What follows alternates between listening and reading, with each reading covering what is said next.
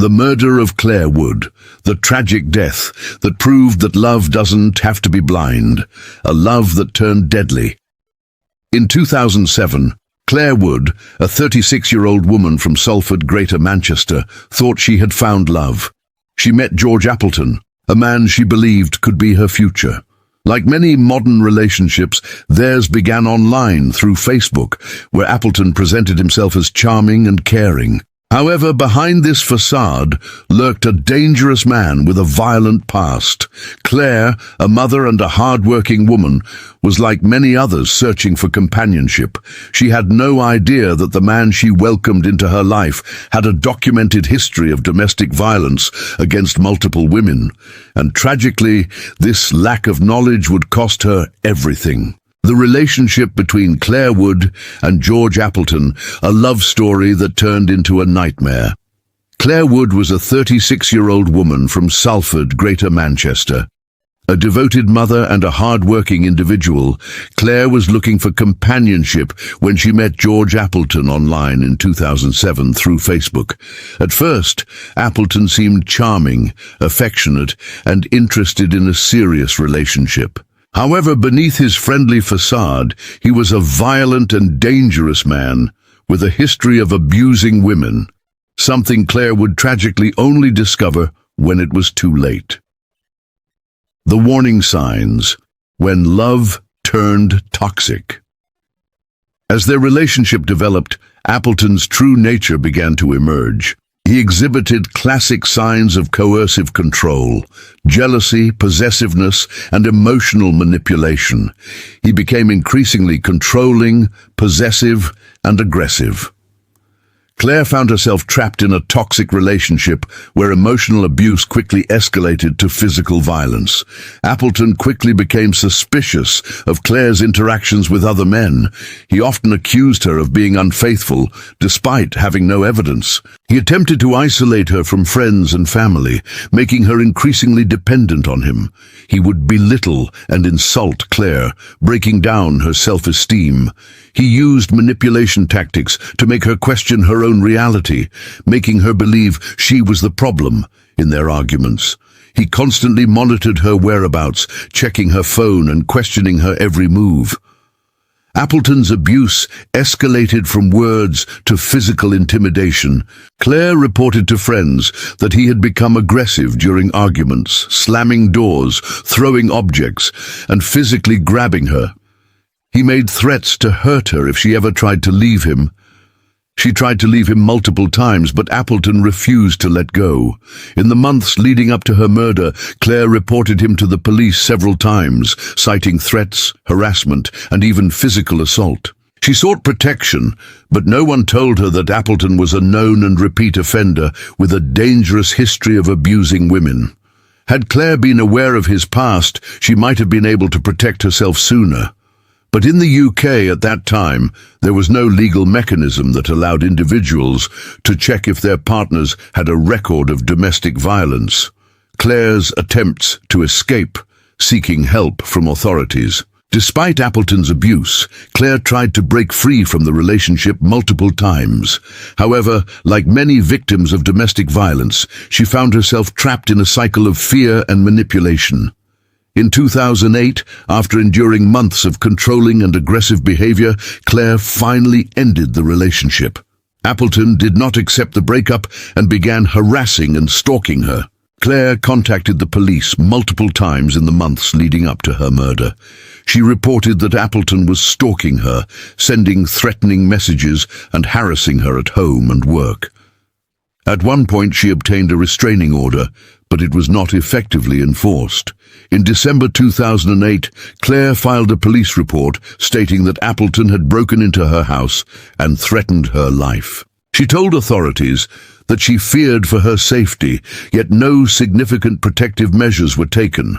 Clare had no idea that Appleton had a long history of violence against women. George Appleton's disturbing history of domestic abuse. Had Clare known about Appleton's past, she might have taken more precautions. Unfortunately, at the time, no law allowed her to access this critical information. Appleton had a well-documented history of violence against multiple ex-partners. He had a pattern of stalking, harassing and abusing women, often using charm to lure them in before turning violent. Before Clare, Appleton had been convicted of false imprisonment for holding a previous girlfriend hostage at knife point. He had violated restraining orders in the past and had been arrested for domestic violence at least 6 times. Despite this, none of this information was disclosed to Clare because the law did not permit such disclosures at the time. George Appleton, the life and crimes of a serial domestic abuser who actually was George Appleton. George Appleton was a 43-year-old unemployed drifter from Manchester, England, with a dark history of violence against women. Despite his outward charm, he was a serial domestic abuser, manipulator and predator who moved from one relationship to another, leaving behind a trail of battered and traumatized victims. By the time he met Clare Wood in 2007, he had already established a chilling pattern, grooming women into relationships, isolating them from friends and family, subjecting them to coercive control, and ultimately turning violent when they tried to leave. His past was riddled with domestic abuse allegations, restraining orders, and violent attacks, but because there was no public disclosure system at the time, his victims, including Clare, were unaware of his dangerous past. A history of violence, the women he abused. Though many of Appleton's victims remain unnamed, police records show that at least 6 women reported him for physical abuse, stalking and violent threats. Some of his most notable offenses include victim number 1, a woman he held hostage at knife point 1 of Appleton. His previous girlfriends reported that he locked her inside a room and held a knife to her throat. She managed to escape and reported him to the police, leading to a conviction for false imprisonment. He served time in prison, but was released and continued his violent behavior. Victim number 2, the woman who took out a restraining order. A second victim attempted to break free from Appleton after he became violent and controlling. He began stalking her, harassing her at work, and threatening to kill her. She successfully obtained a restraining order, but Appleton repeatedly violated it, a pattern that would later be seen in his relationship with Clare Wood. Victim number 3, the girlfriend who called the police multiple times. Another ex-girlfriend reported that Appleton had beaten her multiple times. She told police that he was obsessed with control and would often threaten to kill himself if she ever tried to leave. Her reports were filed, but no significant action was taken to stop him from moving on to another victim. These cases show a disturbing pattern of escalating violence, with each relationship ending in abuse, terror, and police involvement. But without a legal mechanism to warn new partners, Appleton was free to find his next victim, Clare Wood. Meeting Clare Wood, the start of a deadly relationship. In 2007, Appleton met 36-year-old Clare Wood through Facebook. Clare, a single mother from Salford, was looking for love and companionship. Appleton initially presented himself as charming and affectionate, making her believe that he was a devoted and caring partner. However, the warning signs quickly began to appear. Red flags in their relationship. Jealousy and control. Appleton was highly possessive, constantly accusing Clare of cheating and questioning her whereabouts. Verbal and emotional abuse. He manipulated and belittled her, breaking down her self-esteem. Physical aggression. Clare told friends that Appleton had grabbed her during arguments and thrown objects in rage, stalking and harassment. After she ended the relationship, he began showing up at her house uninvited and sending threatening messages. By 2008, Clare had finally decided to leave Appleton for good, but like many domestic abusers, he refused to let go. The months leading to Clare's murder. Clare's attempts to get help. As Appleton's stalking and harassment intensified, Clare turned to the police. She reported him multiple times, stating that she feared for her safety. She obtained a restraining order, hoping it would keep him away. She told friends that she was scared he would hurt her. Despite her desperate attempts to seek help, the system failed her. Appleton ignored the restraining order, and the police were unable to prevent what was coming next. The day it all ended in tragedy, murder of Clare Wood, the final act of control.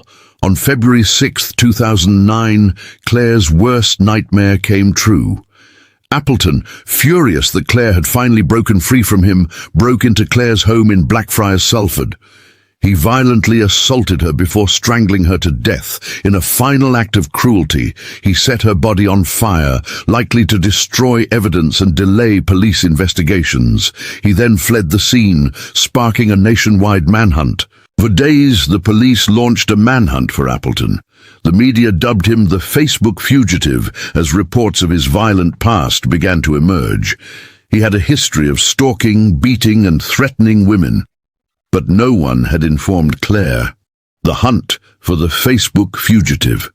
For 5 days, George Appleton became one of the most wanted men in the UK. The media dubbed him the Facebook fugitive, as details of his disturbing past and Clare's tragic fate unfolded. During the investigation, police found that Appleton had been searching the internet for ways to kill and dispose of a body. It became clear that Clare's murder was premeditated, not an act of passion. The manhunt ended on February 10, 2009, when police found Appleton dead in an abandoned building. He had hanged himself, evading justice and leaving behind unanswered questions and a legacy of devastation. Despite his death, Clare's murder sparked a national outcry, leading to significant legal reforms. Michael Brown, a grieving father, turned activist. Clare's murder devastated her family, especially her father, Michael Brown. But instead of letting his daughter's death be in vain, he turned his grief into activism. Michael campaigned for a change in the law, arguing that women and men should have the right to know if their partners have a history of violence. His efforts led to the Domestic Violence Disclosure Scheme, DVDS, commonly known as Clare's Law, which was officially introduced in the UK in 2014. Michael Brown was devastated. He had been close to Clare and was deeply concerned about her safety before her death. When he learned the full extent of George Appleton's history of violence, he was outraged, not just at Appleton, but at a system that had failed to protect his daughter. Michael could not understand why Clare had never been warned about Appleton's violent past, especially since police already knew about his previous stalking, abuse, and restraining order violations. Determined to turn his pain into action, Michael refused to stay silent. Michael campaigned relentlessly for a legal change that would allow individuals to access crucial information about their partners' pasts. He argued that if Clare had known about Appleton's history, she might have ended the relationship much sooner and taken stronger precautions. Michael Brown was determined that no other woman should suffer the same fate. He demanded answers to these questions. Why wasn't his daughter warned about Appleton's past? Why was a serial abuser allowed to move from relationship to relationship unchecked? Why were victims forced to suffer in silence while perpetrators remained in the shadows? His tireless efforts caught the attention of the government, and in 2014, the UK introduced Clare's Law, officially known as the Domestic Violence Disclosure Scheme, DVDS. Michael Brown's campaign for change raising awareness. Michael began speaking publicly about Clare's case, highlighting the failures of the legal system, pushing for transparency. He argued that partners of known domestic abusers should have the right to access their criminal history. Working with lawmakers, he met with politicians, legal experts, and law enforcement officials to push for a new law. Engaging the media. With the help of newspapers, TV interviews and public campaigns, Michael made sure Clare's story stayed in the spotlight. His key argument was simple. If Clare had known about Appleton's past, she would still be alive. Obstacles and opposition. Although Michael Brown's campaign gained public support, it faced significant resistance from some legal and political figures. Some of the challenges against his campaign are privacy concerns. Some critics argued that disclosing a person's past convictions could violate their right to privacy. Fear of false accusations. Opponents worried that people might misuse the system to falsely accuse innocent individuals. Bureaucratic delays. Like many legal reforms, it took years of debate, pilot programs, and adjustments before Clare's law was officially introduced. But Michael never gave up, and public opinion overwhelmingly supported his cause. Although Michael never fully recovered from Clare's murder, he found purpose in protecting others from similar fates. He continued to campaign for domestic violence awareness. He spoke at events and worked with domestic abuse charities. He helped ensure that more victims knew their rights under Clare's law. In 2020, Michael Brown passed away at the age of 79, but his legacy lives on. His fight saved thousands of lives and changed UK law forever.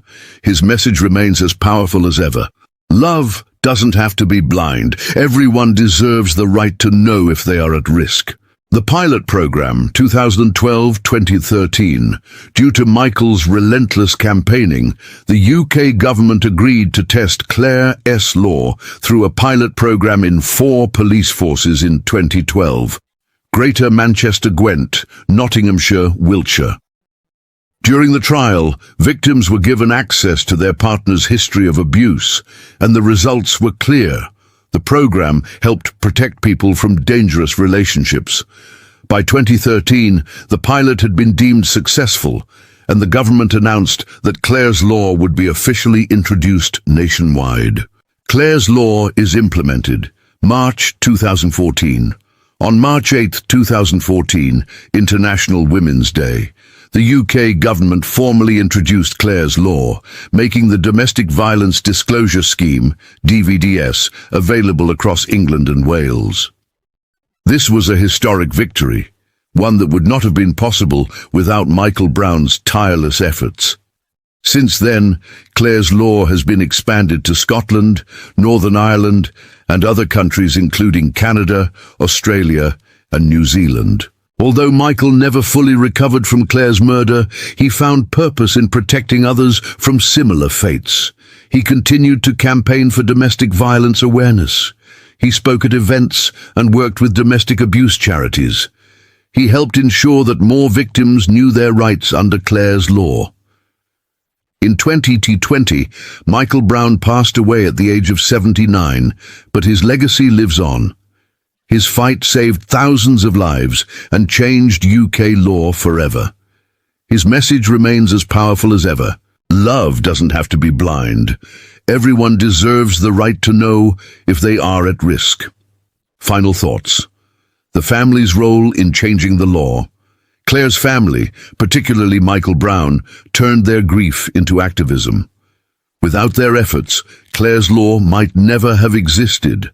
Thousands of victims might never have had the chance to escape abuse. Domestic violence reform might have taken decades longer. Their courage in challenging the system helped shift public opinion and forced the government to act. Today, Clare's law continues to save lives, proving that one family's fight for justice can change the world.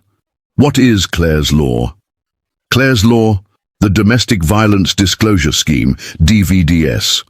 Clare's law is a legal measure introduced in the UK in 2014 that allows people to check if their partner or potential partner has a history of domestic violence. Officially known as the Domestic Violence Disclosure Scheme, DVDS, it was implemented following the tragic murder of Clare Wood, who was killed by her abusive ex-boyfriend George Appleton in 2009. How Clare's law works. Clare's law operates under two key principles. The right to ask anyone, man or woman, can apply to the police to find out if their partner has a history of domestic violence or abusive behavior. The application can be made on behalf of a friend or family member if they are believed to be at risk. The right to know. If the police discover that an individual is at risk from their partner, they have the power to proactively warn them, even if no request has been made. This allows authorities to step in before an abusive relationship escalates to physical violence or worse. How to apply for Clare's law. If someone wants to check their partner's history under Clare's law, they can contact their local police station in person. Call 101, the UK's non-emergency police number. Visit the police website to fill out an application. Once an application is made, the police conduct checks and, if necessary, share relevant information confidentially with the person at risk. Why Clare's law is important: prevents domestic abuse, helps people make informed decisions about relationships, protects victims before it's too late, allows authorities to step in before abuse escalates, exposes repeat offenders. Domestic abusers often have a history of violence with multiple partners. Since its introduction, Clare's law has been adopted in multiple countries, including Canada and Australia, and has helped thousands of people escape potentially dangerous relationships. Would you like me to add more details or compare it with similar laws in other countries? Key changes. Under Clare's law, individuals can request police records on their partner's history of domestic violence. Right to ask. Police can proactively warn someone if they are at risk. Right to know. Domestic abusers can no longer hide their violent pasts. Lessons from Clare's tragedy. Love doesn't have to be blind. Clare Wood's case exposed the deadly consequences of keeping domestic abuse histories secret. Her story sent a powerful message. Victims must be informed and empowered. Abusers must be stopped before they escalate.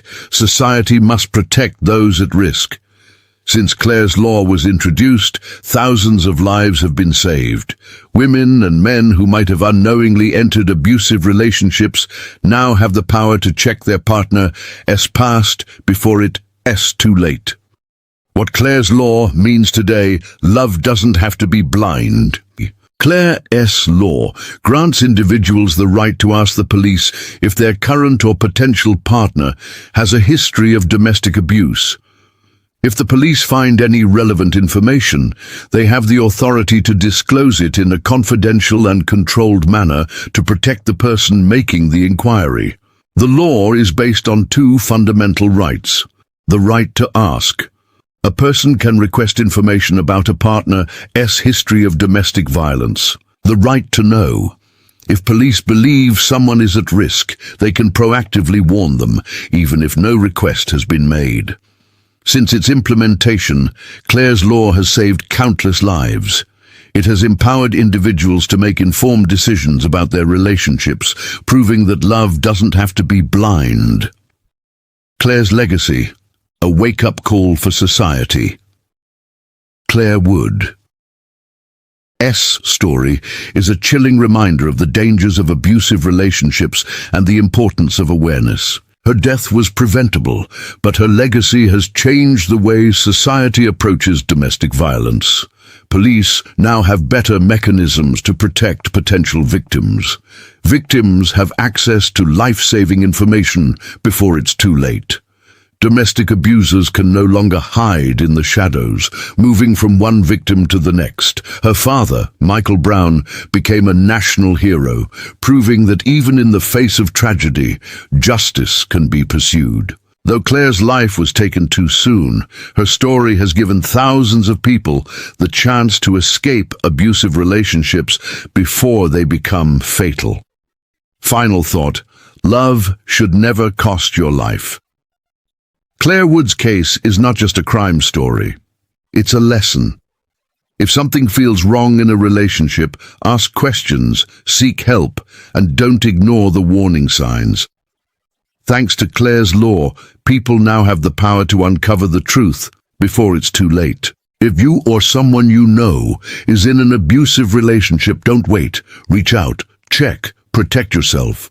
Because love should never be a matter of life or death.